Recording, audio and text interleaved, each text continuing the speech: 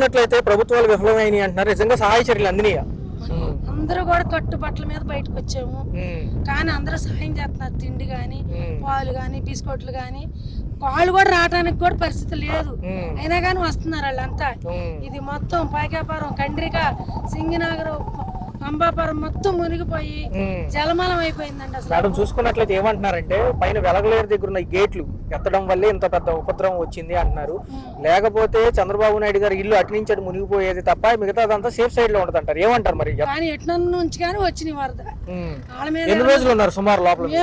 అమ్మో అసలుకి తాళాలేసి వచ్చేసామండి, నడుములో అసలు ఏమి లేవు, ఈ చీరల మీదే వచ్చేసాం. సహాయక బలగాల కంటే స్వచ్ఛందంగా వచ్చిన పక్కన గ్రామాల వాళ్ళే ఎక్కువ శాతం కాపాడారు అంటున్నారు, నిజమేనా? కాపాడారు, లేకపోతే అందరూ చాలా మంది ఈ మధ్య చచ్చిపోయాళ్ళండి. కొన్ని శవాలు కూడా కొట్టుకొస్తున్నాయి, పిల్లలు తల్లులు అందరూ బాధపడుతున్నారు, చాలా ఇబ్బందులు పడుతున్నారు. ఏదైనా గవర్నమెంట్ మాకు సాయం చేయాలండి, చంద్రబాబు నాయుడు గారు కానీ ప్రభుత్వం ఎవరైనా. ఒక పక్క చూసుకుంటే విరాళాలు పోగేస్తున్నారు, గత నిన్నటి నుంచే చూసుకుంటే ఒక పక్క సినీ రంగం వాళ్ళు ఇస్తున్నారు, రాజకీయ నాయకులు, రియల్ ఎస్టేట్లు కూడా ఇస్తున్నారు. మీ వరకు అందుతాయి అని నమ్మకం ఉందా? ఏమోనండి, వచ్చినాకే కదా మాకు తెలిసేది. వచ్చి మాకు ఇంటికి వచ్చి ఎందిని అని అంటే మేము చెప్పగలుగుతాం. ఒక పక్క ఫైర్ ఇంజిన్లు వచ్చి నీళ్ళు తోడేస్తున్నాయి అంటున్నారు, ఎంతవరకు? అసలు లోనికి వెళ్తానికి లేదండి, ఇప్పుడు వచ్చాం మేము, మా ఇంటికాడికి వెళ్తానికి కూడా లేక వచ్చేసాం. టాటర్ మీద వెళ్ళాం, టాటర్ మీద వచ్చాం. కాకపోతే భోజనాలు, టీ, పాల ప్యాకెట్లు, బిస్కెట్లు, వాటర్ బాటిల్, భోజనాలు ఇస్తున్నారు. తిండి వస్తువుల పరంగా ఎంత నష్టపోయి ఉంటారు? చాలా పోయినాయి, ఇంకేం చెప్పలేము. అసలు ఏమి లేవండి, ఉట్టి చేతులతో వచ్చాము. ప్రభుత్వం కానీ జాలి తెలిసి మా అందరికి సాయం చేస్తే అదే మాకు చాలండి. చూసుకున్నట్లయితే ఒక పక్క ఇంత పెద్ద వరద నష్టం ఎప్పుడు జరగలేదు అంటున్నారు. ఎప్పుడు జరగలేదు. ఏదైతే బుడమేరు పైన ఉన్న వెలగలేరు దగ్గర ఉన్న గేట్లు ఉన్నాయంట, ఆ గేట్లు ఎత్తారట, మొన్న రాత్రి ఎత్తారట గేట్లు. ఆ గేట్లు ఎత్తడం వలన అటు నుండి నీరల్లా ఇటు కొట్టుకొస్తుంది. అన్ని మునిగిపోయినాయండి, అన్ని మునిగిపోయినాయి, పంటలు మునిగిపోయినాయి. అన్నాలు లేక, తిల్లి లేక బాగా అల్లాడిపోతున్నారు జనాలు, బాగా అల్లాడిపోతున్నారు. కొట్టుకొచ్చి అసలు మేము రామరపాడు వెళ్ళడానికి కూడా లేదు, దారి లేదు మాకు. అసలు ఎప్పుడు మేము ఎప్పుడైతే ఎప్పుడు చూడలేదండి, ఇదే ఫస్ట్ టైం ఇదే చూడడం మేము. సహాయక చర్యలు కూడా అంతంత మాత్రమే అందుతున్నాయి అంటున్నారు. చుట్టుపక్కల గ్రామాల్లో వెళ్ళి తీసుకొస్తున్నారు. అది మాకైతే అసలు జగనన్న కాలనీలో ఉంటాము, మాకైతే నీరు అయితే లేదు, కానీ రోడ్లు బురద రాలేము, చేయలేము. రాపోనే సరే వస్తున్నాం ఇక్కడ దాకా. మేము రామరపాడు వెళ్ళాలి ఆ పనులకి. రామరపాడు అన్నానికి 3 రోజులు వస్తాను, 3 రోజులు తిరిగి వెళ్ళిపోతాం ఇంటికి, పనిలోకి వెళ్ళైపోతున్నాము. అసలు మాకు 4 ఈ వేళకి 5 రోజులు అయ్యింది. 5 రోజులని గ్యాస్ లేదు, వండుకోవడానికి లేదు. అదే బండ్లు పట్టుకుని తిరుగుతున్నాము అక్కడికి వెళ్ళి తెచ్చుకోవడానికని. ఒకవేళ ఇక్కడ ఒప్పుడుగా అయ్యిందంటే వెళ్ళి తెచ్చుకుంటాము అనుకుంటే ఎక్కడ అటు వెళ్ళడానికి కూడా దారి లేదు మాకు. ఇక్కడ దాకా వస్తున్నామో మరి తిరిగి వెళ్ళిపోతున్నాము. మనుషులు వెళ్ళడానికి కూడా సోదానం లేదు. ఇల్లు ఇక్కడ దాకా అయితే సగం వరకు అయితే నడుచుకుంటూ వెళ్తున్నారు జనాలు, అక్కడ కానీ మనుషులు కూడా వెళ్ళడానికి లేదు కదా. రాజకీయ నాయకులు తిరుగుతున్నారు, ఏంటి ఈ సహాయం అంతా అందిందంటారు అసలు? ఓకే, మీరు ఎలా సహాయ చర్యలు పోతే బయటకు వచ్చారు? మేము వాటర్లోనే వచ్చామండి, అలానే వాటర్లోనే వచ్చి ఇక్కడ ట్రాక్టర్ తీసుకొని నుండి వచ్చేసాం. ఓకే, చంద్రబాబు నాయుడు గారు వచ్చిన మధ్య పర్యటించారు గత 2 రోజుల క్రితం. ఏదైతే ఉందో సహాయ చర్యలు లోపలికి అందుతున్నాయి నిజంగా? మా దాకా రాలేదు, ఇంకా ఫ్యామిలీలు ఉన్నాయి, లేదు వాటర్ లేదు, పవర్ లేదు. 3 డేస్ అలాగే ఉండిపోయాం. ఇంకా నిన్న ధైర్యం చేసి ఆ వాటర్ లోనే అలాగే వచ్చి ట్రాక్టర్ లోంచి వచ్చేసి. ఒక పక్క చూసుకుంటే స్వచ్ఛందంగా పరివాహక ప్రాంతాల్లో ఉన్న గ్రామ ప్రజలు వచ్చి తీసుకొస్తున్నారు. సో చూసుకున్నట్లయితే ఎలా ఉంది మేడం? అంటే ప్రభుత్వం ఎంతవరకు సక్సెస్ అయింది, ఎంతవరకు ఫెయిల్ అయింది అంటారు ఈసారి? మా సైడ్ రాలేదండి, మరి మిగతా అంతా అందిందేమో తెలియదు, కానీ మా సైడ్ అయితే రాలా. అక్కడ కరకట్ట మీద చంద్రబాబు ముఖ్యమంత్రి గారి ఇల్లు ఉంది, సో అది మునిగిపోద్దనే ఉద్దేశంతో ఇటు ఎత్తాము అంటున్నారు, ఎంతవరకు సమంజసం? రోజులు బట్టి ఇలాగే ఉన్నామండి. ఓకే, అసలు ఉండడానికి కూడా ప్లేస్ లేక ఎంతో ఇబ్బంది పడుతుంది. ఏ ఊరు మేడం అసలు మీరు ఎక్కడి నుంచి వచ్చారు? ఇక్కడికి మా ఆయన జాబ్ అయితే ఇక్కడికి వచ్చాం. అవునండి, ఇక్కడ నుంచి మా ఊరు వెళ్ళడానికి కూడా బస్సులు ఏం తిరగట్లేదు, ఎంతో ఇబ్బందిగా ఉంది. ఇక్కడ ఉండడానికి కానీ ఏదైనా తెచ్చుకుందామన్నా కానీ ఇబ్బందిగానే ఉంది. ఓకే మేడం, చూసుకున్నట్లయితే ఏంటి మరి ప్రభుత్వాలు ఏంటి సక్సెస్ అయినాయి అంటారా, విఫలమైనాయి అంటారా సహాయక చర్యలు ఇవ్వడం? సహాయక చర్యలు ఏం చేస్తున్నారు? ఆ ఫుడ్ ఒక్కటి మాత్రం బతకడానికి ఆ ఫుడ్ ఒకటి ఇస్తున్నారు. అసలు లోపల ఉన్న జనాలందరూ కూడా ఆ వాటర్ లో ఇంకా అలాగే ఉండి ఎన్ని రోజులని అలాగ ఉంటారండి.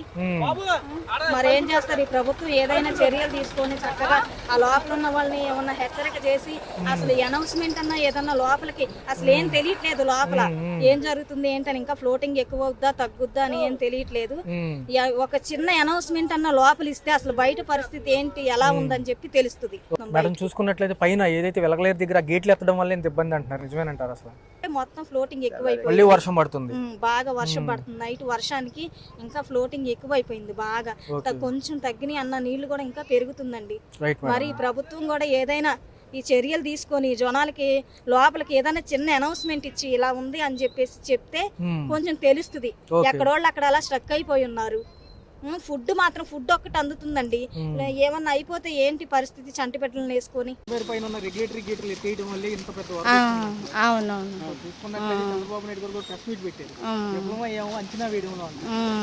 బానే ఉంది. కాకపోతే వాటర్ కరెంటు లేక తాగినా కానీ ఇంకా 2 రోజులు పడద్ది, వరద తగ్గలేదు కానీ అనుకుంటున్నామండి. దేవుడి దయ వల్ల తగ్గిపోతే ఆదివారం నుంచి అండి, ఆదివారం సండే నుంచి. ఫుడ్కి వాటికి లోటు లేదండి, చక్కగా ఇస్తున్నారు, ఏం పర్వాలేదు. కాకపోతే కరెంట్ లేదు కదా, దోమలతో ఇబ్బంది. మెడిసిన్ అంటే ఇస్తున్నారండి, కాకపోతే బయటికి వెళ్ళైనా మగవాళ్ళు తీసుకొస్తున్నారు. రాలేదు కొంచెం. చంద్రబాబు ముఖ్యమంత్రి గారి ఇల్లు ఉంది, సో అది మునిగిపోద్దనే ఉద్దేశంతో ఇటు ఎత్తాము అంటున్నారు. ఎంతవరకు సమంజసం? వాళ్ళు చేసేవాళ్ళు చేస్తున్నారు. అదే ఆదివారం నుంచి వచ్చిందండి. ఆదివారం 8 నుంచి వచ్చింది. ఇబ్బంది పడ్డాము. మరి వాటర్ అయి దొరుకుతున్నాయి, 2 రోజులు పాటు దొరుకుతున్నాయి కానీ మంచినీళ్ళు తాగటానికి మరి ఇంక దానికి దొరకట్లేదు నీళ్ళు. అందిని 2 రోజులు బట్టి అందుతున్నాయి. జరిగింది అంటున్నారు. అసలు అసలు సడన్ గా వచ్చేసినాయి. కింద ఇల్లు అయితే అసలు ఏమీ తీసుకోలేదు, సామాన్లు అందరి మునిగిపోయాయి. వచ్చారు, అటువైపు వచ్చారంట. అది మేము వచ్చేసాము, ఇంకెక్కడికైనా వెళ్ళిపోయాక వచ్చేసాము. అక్కడ ఇల్లు వాటర్ లేక వచ్చేసాము. కొంచెం దూరం ఎక్కడికైనా వెళ్తాకి ఇంకో వస్తాయని అంటున్నారని. అది విఫలమైనందుకు ప్రజలు ఎంత ఆర్థికంగా అయినా ఏ రకంగా అయినా నీళ్ళు లేక తిండి లేక ఎన్ని రకాలుగా ఇబ్బంది పడ్డారు. కాలనీలో తెలిసినాయి. ఆదివారం మార్నింగ్ మాకు 7 నుంచి వచ్చింది, కానీ అధికారులందరికీ ముందుగానే తెలుస్తాయి కదా ఇటువైపు వరద వస్తుందని. మాకు ఇన్ఫర్మేషన్ ఇవ్వలేదు కదా. వాటర్ అది అందిస్తున్నారండి, కానీ ఇప్పుడు వాటర్ తాగడానికి వస్తుంది కానీ మిగతా అన్న అవసరాలకి రావు కదా. మిగతా వాళ్ళంతా ఏముందండి, మామూలుగా జనరల్గా మీకు ఇప్పుడు తెలిసిందే కదా సిచ్యువేషన్ అంతా. అలానే మొత్తం నిండిపోయి వాళ్ళు ఇబ్బంది పడుతున్నారు. మేము అనేది బయటకు వచ్చాము, మా చుట్టాల ద్వారా మేము బయటకు వచ్చాము. ఇప్పుడు ఈ పూటకి బయట మేడం గారు చూసుకున్నట్లయితే ఇంత వరద ఉధృతి ఎప్పుడన్నా చూసారా? లేదు, ఇదే ఫస్ట్ టైం. సుమారు చూసుకుంటే వారం పైన అవుతుంది. చాలా వరకు ఫుడ్ సప్లై అవ్వట్లేదండి. అంటే మేము మాకు సంబంధించిన ఫుడ్ ప్రిపేర్ చేసి పంపించాము. ఓకే, మా చర్చి వాళ్ళు కూడా ఉన్నారు విజయవాడలో.